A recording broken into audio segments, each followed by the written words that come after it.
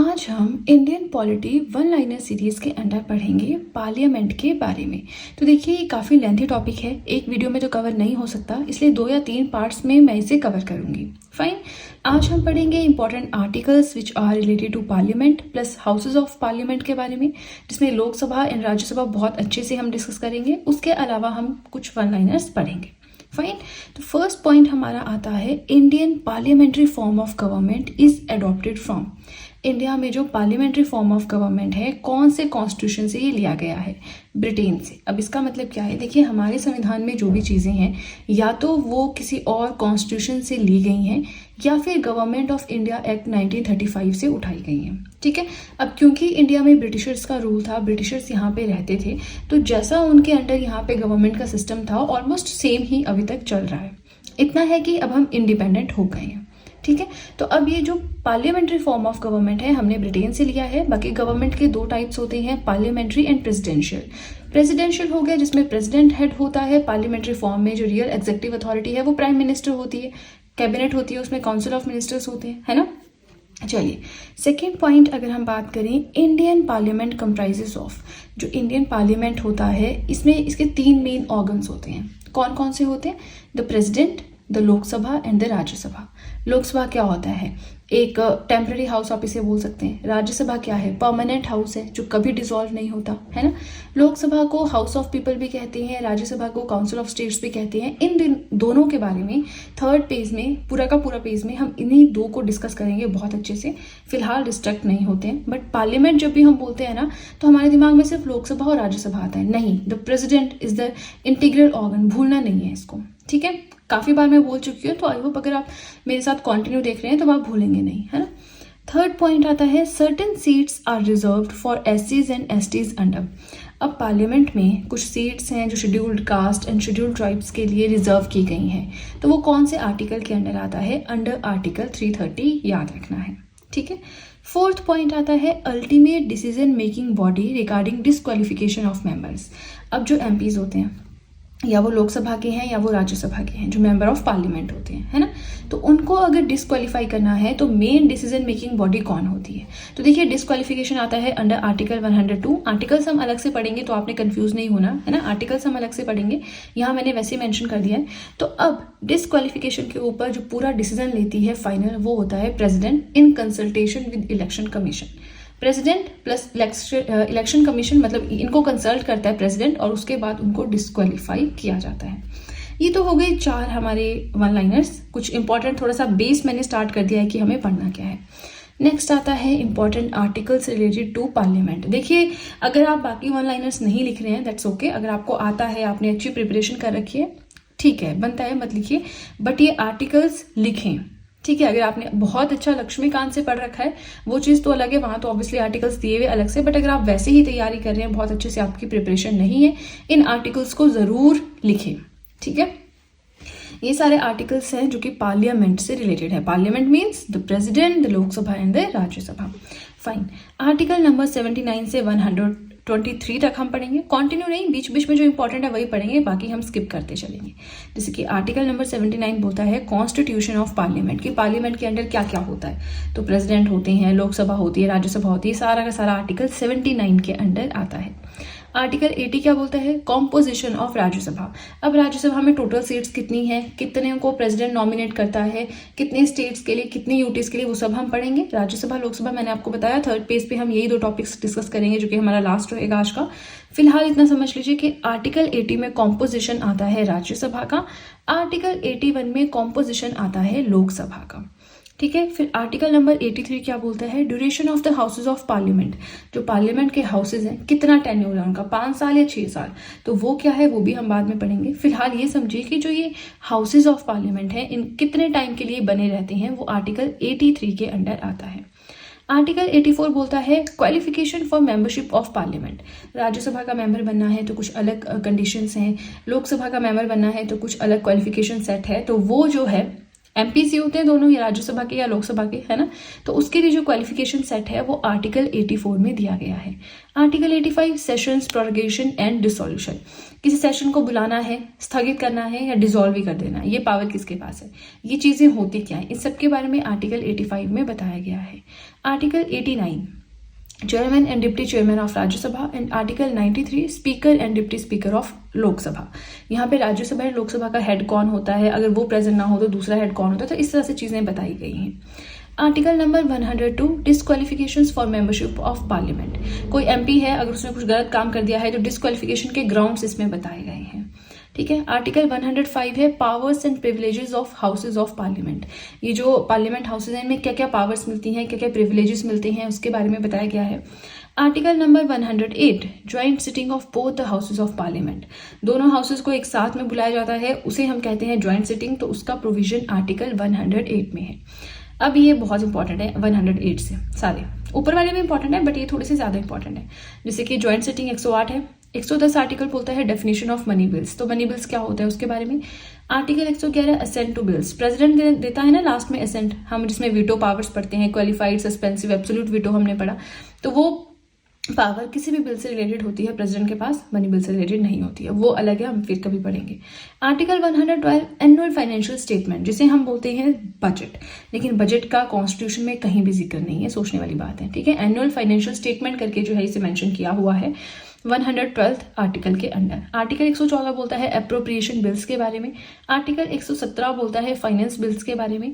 Article 120 बोलता है language used in parliament, कि पार्लियामेंट में जो काम होगा किस लैंग्वेज के आधार पे होगा। And article 123 ordinance making power of president. अगर इनके दोनों ही हाउसेज हैं, वो सेशन नहीं चल रहा उनका और कोई इंपॉर्टेंट लॉ टाइप बनाना है, तो एक प्रॉपर लॉ तो प्रेसिडेंट नहीं बनाता बट एक रूल बना देता है, उसे हम बोलते हैं ऑर्डिनेंस, कि वो रूल जो है सबको फॉलो करना पड़ेगा कुछ पर्टिकुलर टाइम के लिए, फिर उसके बाद जब सेशन में आता है पार्लियामेंट उसको मॉडिफाई करके बना भी सकता है, हटा भी सकता है। ठीक है जी।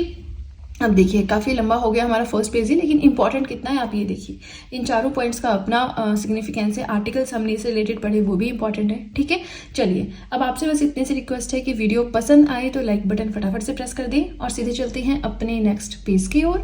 नाउ अगेन हम वन लाइनर्स की ओर चल रहे हैं। ठीक है, हमारा 5th पॉइंट आता है any decision related to disqualification of a MP on grounds of defection under schedule 10 lies with. इसका मतलब है कि किसी भी एमपी को डिस्क्वालीफाई करना है, ठीक है, डिफेक्शन के ग्राउंड्स पे। डिफेक्शन क्या होता है कि कभी किसी पार्टी में जा रहा है, कभी किसी पार्टी में जा रहा है, तो इस बेस के ऊपर अगर किसी मेंबर ऑफ पार्लियामेंट को डिस्क्वालीफाई करना है अंडर शेड्यूल 10, तो वो किस में आता है, कौन करेगा, the presiding officer of the house, speaker in case of Lok Sabha and chairman in case of Rajya Sabha. इसका मतलब है, फॉर एग्जांपल हम लोकसभा का एग्जांपल लेते हैं, वहां पे कोई एमपी है वो बार बार अपनी पार्टी चेंज कर रहे हैं, ठीक है, तो उस केस में जो वहां का हेड है, जो चेयरमैन टाइप होता है, मतलब हेड समझते हैं ना हम, जो पूरी सभा को संभालता है, तो लोकसभा का हेड कौन होता है, स्पीकर। तो स्पीकर के पास वो पावर है कि वो उसे डिस्क्वालीफाई कर सकता है। राज्यसभा के केस में सेम वही पावर चेयरमैन के पास है। ठीक है, 6th पॉइंट आता है any resolution for the creation of all India services can be passed in. अब ऑल इंडिया सर्विसेज हैं 3, IAS, IFS and IPS, right. अब अगर एक और या कोई और ऑल इंडिया सर्विस बनानी है तो उसे क्रिएट करने की पावर किसके पास है, क्या पार्लियामेंट के पास है, प्रेसिडेंट के पास है, लोकसभा के पास है, राज्यसभा के पास है। 4 ऑप्शंस होंगे और हम कंफ्यूज हो जाएंगे। ओनली राज्यसभा के पास ये पावर होती है। ठीक है, 7th पॉइंट, ये बहुत इंपॉर्टेंट है, इसको नेग्लेक्ट नहीं करना, इसको रट लीजिए, राइट। 7th पॉइंट आता है the speaker of Lok Sabha is elected by. जो स्पीकर होता है लोकसभा का, उसको इलेक्ट किसके द्वारा किया जाता है, from the house, from amongst its member bye simple majority. बहुत सिंपल सी बात है, लोकसभा में हम जो वोटिंग करते हैं ना, तो वहां पे डायरेक्टली हम वोट करते हैं एमपीज के लिए, अपने अपने स्टेट से अगर 3 सीट, 4 सीट, 10 सीटें, तो हम वोट करते हैं कि हमारी तरफ से ये बनेगा। ठीक है, फिर वो सिलेक्ट होके लोकसभा के मेंबर्स बन जाते हैं।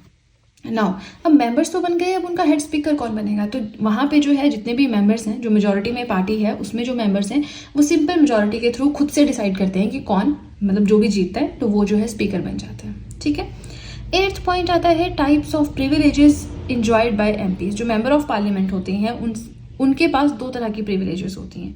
किस तरह की प्रिविलेजेस होते हैं? कुछ फायदे। फॉर एग्जाम्पल जैसे आप IAS बनते हो तो आपको व्हीकल मिलता है, गवर्नमेंट व्हीकल है ना, तो आपको कहीं आना जाना ट्रैवल करना है वो टेंशन नहीं होती। आपको प्रॉपर रेजिडेंस मिलता है, तो आपको कहाँ पे रहना है, रेंट पे रूम लेना है वो टेंशन नहीं होती है ना। तो इस तरह से कुछ फैसिलिटीज मिलती हैं MPs को, तो उन्हें हम 2 तरह से हम बोल सकते हैं कि वो 2 तरह की होती हैं। एक होता है इंडिविजुअल प्रिविलेजेस, एक होता है कलेक्टिव प्रिविलेजेस। तो नाम से लग रहा है इंडिविजुअल प्रिविलेजेस जो हर एक इंसान को इंडिविजुअली मिलते हैं, जैसे टेलीफोन बिल्स हो गए है ना, तो ये मैंने एग्जांपल दिया है। कलेक्टिव प्रिविलेजेस होते हैं जो सबको एक साथ मिलकर कि हाँ आप MP हो, कलेक्टिव फॉर्म में आपको मिलते हैं, ठीक है। तो वही चीज मैंने यहाँ एक्सप्लेन भी की है। Individual privileges are exercised individually by the members and collective privileges are enjoyed by both the houses of parliament. मतलब जो मेंबर होंगे बट जैसे एक साथ उनको वो फैसिलिटी मिलेगी, ठीक है। अब देखिए आगे चलते हैं। 9th पॉइंट में हम पढ़ेंगे number of sessions of parliament conducted in 1 year. एक साल में कितने सेशंस होते हैं पार्लियामेंट के? तो ये बहुत इंपॉर्टेंट है। 3 सेशंस होते हैं। कौन कौन से? Budget, monsoon and winter session. तो अब सेशंस ऑफ पार्लियामेंट को हम मंथ्स के हिसाब से पढ़ेंगे, ठीक है। फेब से लेकर मई तक चलता है बजट सेशन, राइट। उसके बाद होती है रिसेस, जैसे स्कूल में होती है ना हाफ टाइम, टी ब्रेक, वैसे छुट्टी होती है। फिर जुलाई से सितंबर तक चलता है मॉनसून सेशन, डिफरेंट चीजें यहाँ पे डिस्कस की जाती है। फिर से रिसेस हो जाती है, छुट्टी हो जाती है। फिर नवंबर दिसंबर में चलता है विंटर सेशन। नाउ ये रिसेस क्या होती है? खाने पीने का टाइम थोड़ी है। सितंबर से लेकर नवंबर तक खाने पीने तो नहीं छोड़ेंगे, है ना। ये होता है period when the house is not in session. जिस टाइम पे सेशन मतलब वो बैठते नहीं है। सेशन आपने देखा ना कि जैसे आप कभी देखते होंगे जो मीटिंग्स वगैरह होती हैं या न्यूज में आता है कि एक बिल्डिंग है, पार्लियामेंट्री बिल्डिंग, वहां पे बैठे हैं सारे, डिस्कस कर रहे हैं, है ना। रिसेस का मतलब है कि कोई अभी हाउस सेशन में नहीं है, ठीक है।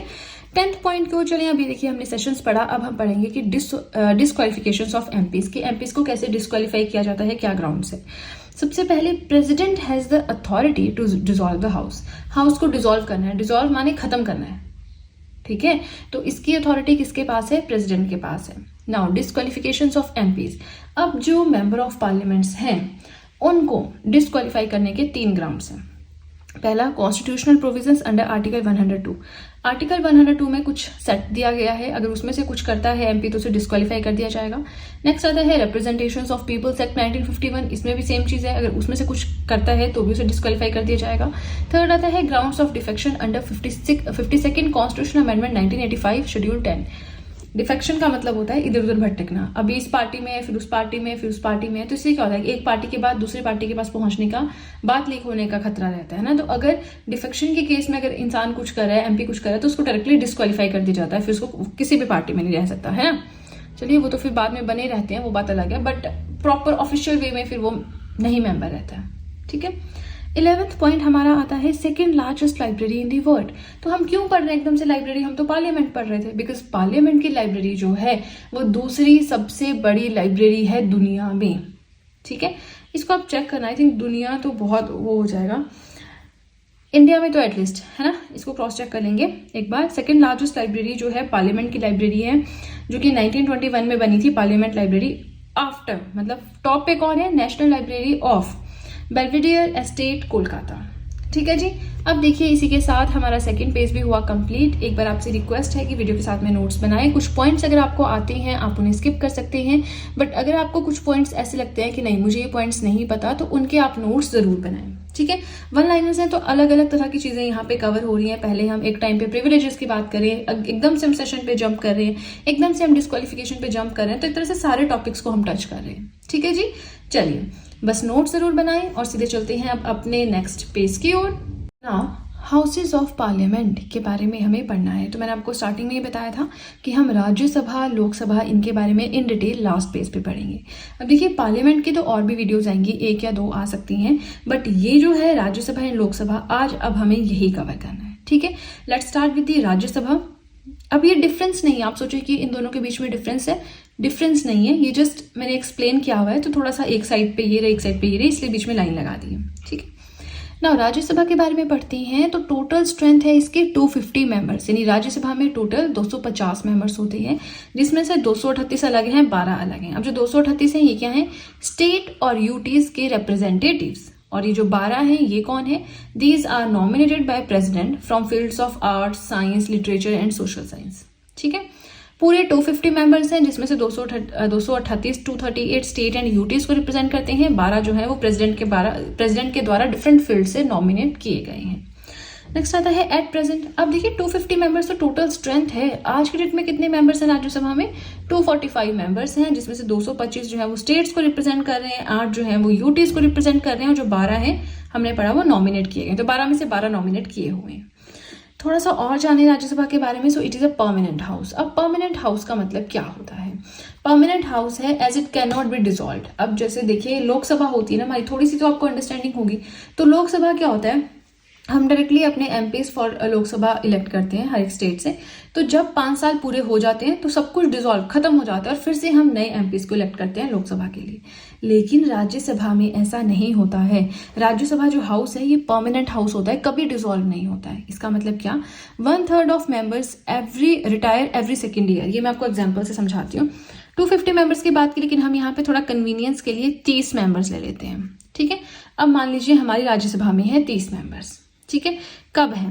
2020 में 30 मेंबर्स हैं फॉर एग्जाम्पल। अब 1/3 मेंबर क्या हुआ इसका? 1/3 हुआ 10। ठीक है, तो अब 10 मेंबर्स मान लीजिए, अब इसका 1/3 रिटायर होनी है 2021 में हर दूसरे साल। तो मान लीजिए 2021 में 10 मेंबर्स रिटायर हुए, बचे कितने? 20 बच गए। तो ये 10 जो है वो नए आएंगे और ये 20 पुराने होंगे। फिर 2 साल बाद यानी कि 2021 के बाद 2023 में अब ये 10 तो एज इट इज चलेंगे क्योंकि अभी इनका टाइम पूरा नहीं हुआ है। लेकिन जो बाकी के हैं 20, इनमें से 10 रिटायर होंगे। ठीक है, तो ऐसा करते करते अगर हर एक राज्यसभा मेंबर की बात करें तो हर एक राज्यसभा मेंबर को 6 साल का टेन्योर मिलता है काम करने का, मतलब एज ए मेंबर रहने का। ठीक है, तो इस तरह से इनका टर्म जो है 6 ईयर्स का होता है, लोकसभा का 5 ईयर्स का होता है। वो हम अलग से पढ़ेंगे। ठीक है, retiring members are replaced with new ones. जो रिटायर हो रहे हैं उनको जो नए मेंबर्स होते हैं उनके साथ रिप्लेस किया जाता है। आई होप आपको समझ में आया है। कोई भी कंफ्यूजन है just let me know in the comment section. छोटा सा वीडियो में अलग से लेकर आ जाऊंगी। नेक्स्ट आता है members of Rajya Sabha are elected with the system of proportional representation bye means of single transferable vote. होता क्या है, आपके पास एक बैलेट होता है। ठीक है, मान लीजिए 4 लोग खड़े हैं तो 4 आपके पास इंडिकेशंस होती हैं कि आपको फर्स्ट प्रेफरेंस किसको देनी है, सेकंड किसको। ये मैंने आपको ऑलरेडी समझाया, तो यहाँ बहुत लेंथी हो जाएगा वीडियो, ऑलरेडी बहुत कंटेंट है हम इसके बारे में पढ़ने के लिए। तो single transferable vote, proportional representation, इसके लिए आप मेरी Indian polity hand written notes की प्लेलिस्ट में जाके प्रेसिडेंट वाला सेक्शन देख सकते हैं या फिर राज्यसभा लोकसभा वाला देख सकते हैं। बहुत अच्छे से मैंने वहाँ पे एक्सप्लेन किया है कि टर्म्स होती क्या है, प्लस कितनी एज होनी चाहिए राज्यसभा का मेंबर बनने के लिए। तो एटलीस्ट जो भी पर्सन मेंबर बनना चाहता है राज्यसभा का, he must have completed at least 30 years of age. कम से कम 30 साल का वो होना चाहिए। ये हमने पढ़ लिया सारा का सारा राज्यसभा के बारे में। अब हम वापस आते हैं और अब हम पढ़ेंगे लोकसभा के बारे में। ठीक है, नहीं आपको पता ही सब कुछ, अगर आपको डिफरेंट लग रहा है कि मैंने तो ये सब पढ़ा ही नहीं अपने बुक्स में, अपने नोट्स में, तो आप इनके नोट्स जरूर बनाएं। लोकसभा की बात करें, मैक्सिमम स्ट्रेंथ होती है 550 मेंबर्स, जिसमें से 530 हैं स्टेट्स के लिए दिए हुए, 20 हैं यूटीज के लिए दिए हुए। 550 प्लस यहाँ पे आप 2 कर लीजिएगा, +2 कर लीजिएगा। वो होते हैं 2 जो नॉमिनेट किए जाते हैं by president Anglo Indian community. तो 552 भी आप बोल सकते हैं। ठीक है, 552 यही इवन एग्जैक्टली नाउ। अब एट प्रेजेंट 543 हैं, जिसमें से 524 स्टेट्स के हैं, 19 यूटीज के हैं, +2 एंग्लो इंडियन कम्युनिटी के जो कि नॉमिनेट किए जाते हैं बाय प्रेसिडेंट। एक क्वेश्चन आता है बड़ा अच्छा कि लोकसभा में कितने मेंबर्स जो है वो प्रेसिडेंट नॉमिनेट करता है? 2। और राज्यसभा में कितने? 12। अब ये जो 12 हैं अलग अलग फील्ड्स के होते हैं जिन्होंने कुछ अच्छा कंट्रीब्यूट किया है उस रिस्पेक्टिव फील्ड में। लेकिन लोकसभा में जो 2 मेंबर्स होते हैं ये होते हैं एंग्लो इंडियन कम्युनिटी के, इसको प्रेसिडेंट नॉमिनेट करता है। फाइन, आई होप आपको समझ आ रहा है। कोई भी डाउट है जस्ट लेट मी नो इन दी कमेंट सेक्शन। टेन्योर की बात करें तो 5 सालों का इनका टेन्योर रहता है। 5 साल जैसे ही हुए लोकसभा खत्म, फिर नई लोकसभा बनती है। ठीक है, and this house can be dissolve by president at any time before 5 years. और प्रेसिडेंट चाहे तो कभी भी 5 साल से पहले इसको डिसॉल्व कर सकता है, राइट। लेकिन राज्यसभा को कोई डिसॉल्व नहीं कर सकता, वो चलता रहता है उसका काम, राइट। नेक्स्ट आता है ड्यूरिंग नेशनल इमरजेंसी। कौन से आर्टिकल के अंडर आता है नेशनल इमरजेंसी? आर्टिकल 352। 356 क्या बोलता है? स्टेट्स इमरजेंसी, जिसे हम प्रेसिडेंट्स रूल भी कहते हैं। Article 360 financial emergency. आज तक फाइनेंशियल इमरजेंसी कभी भी इम्प्लाई नहीं हुई। नेशनल इमरजेंसी 3 बार लगी है, और जो रहेगी स्टेट्स या फिर प्रेसिडेंट्स रूल वो तो बार बार अलग अलग स्टेट में लगता रहता है। इमरजेंसी वैसे मैंने पढ़ाई है, बट फिर से इसके ऊपर हम कवर अप करेंगे। फिलहाल जब नेशनल इमरजेंसी लगती है यानी राष्ट्रीय स्तर पर जब इमरजेंसी लगती है, then Lok Sabha tenure can be extended for 1 year at a time but can not be continued beyond 6 months after seize of emergency. इसका मतलब ये है कि अगर हमारे देश में नेशनल इमरजेंसी लग जाती है तो मान लीजिए लोकसभा का टेन्योर खत्म होने वाला है और एकदम से इमरजेंसी लग गई, तो अब क्या होगा? नए इलेक्शन हम कैसे कंडक्ट करवाएंगे जब देश में इमरजेंसी लगी हुई है?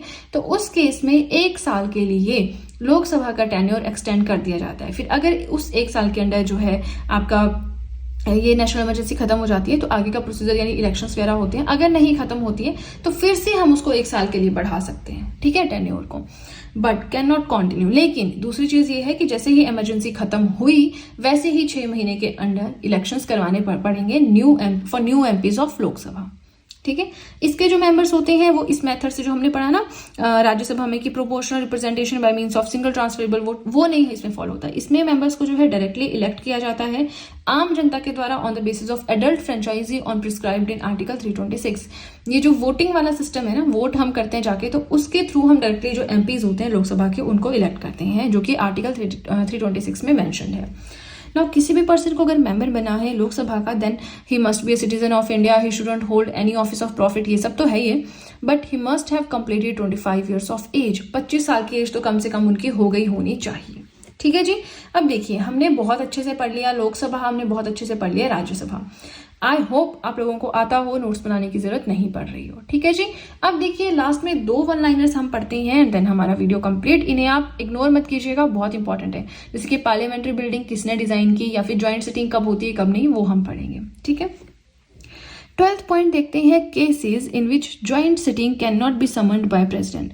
ऐसे कौन कौन से केसेस हैं जिसमें ज्वाइंट सिटिंग को जो है प्रेसिडेंट नहीं कर सकता, नहीं बुला सकता ज्वाइंट सिटिंग। ज्वाइंट सिटिंग क्या होता है कि राज्यसभा लोकसभा के मेंबर साथ में बैठेंगे, है ना, फिर डिस्कशन करेंगे किस टॉपिक पे। तो देखिए in case of money bills and constitutional amendment bills president के पास पावर नहीं है, इवन किसी के पास भी पावर नहीं है, इवन ज्वाइंट सिटिंग ही नहीं होती इन दोनों केसेस में, ठीक है। ज्वाइंट सिटिंग नहीं होती money bills and constitutional amendment bills के केस में। नेक्स्ट आता है the parliamentary building was design by. अब तो नई बिल्डिंग बन रही है, लेकिन जो पुरानी वाली थी जो मेन अभी तक चल रही थी, तो जो वो पार्लियामेंट्री बिल्डिंग है वो डिजाइन की गई थी एडविन ल्यूटन्स एंड हर्बर्ट बेकर के द्वारा। उद्घाटन उसका किया था लॉर्ड इरविन ने 1927 में, ठीक है जी। चलिए इसी के साथ हमारे आज के पॉइंट्स हो गए कंप्लीट। आई होप मैंने जो पढ़ाया आपको समझ में आया है, आपको वीडियो अच्छी लगी है।